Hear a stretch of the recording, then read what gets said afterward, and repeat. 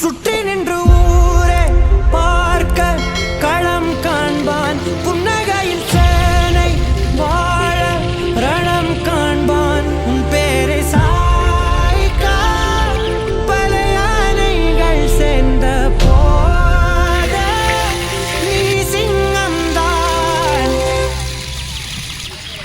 தாகம் தீர்ந்து மகிழும் வனவிலங்குகள். ஒன்று நதி கண்ணாடி பார்த்து மனம் நிறைந்தது இன்று கடலால் தீராத எறும்பின் தாகங்கள் நிலையின் மேலாடும் பனி துளி தீர்க்கும். தீயை நீ பகிர்ந்தாலும் ரெண்டாய் வாழும். கோடை காலம் நெருங்கி வருகிறது. வனப்பகுதிகளில் கடும் வறட்சி. 20 இடங்களில் லாரி லாரியாக சென்று தண்ணீர் நிரப்பும் வனத்துறையினர். உலக வனவிலங்கு தினத்தில் வனவிலங்குகளின் உயிர் காக்கும் முயற்சி.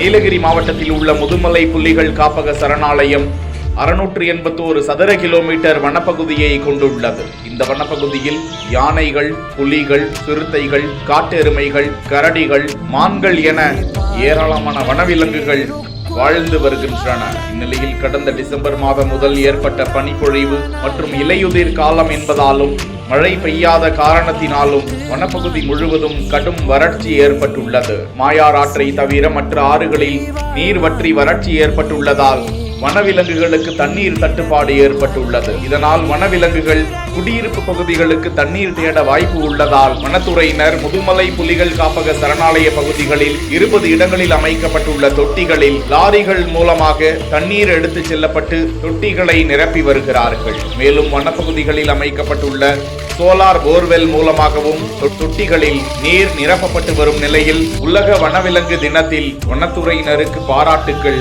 குவிந்து வருகின்றன.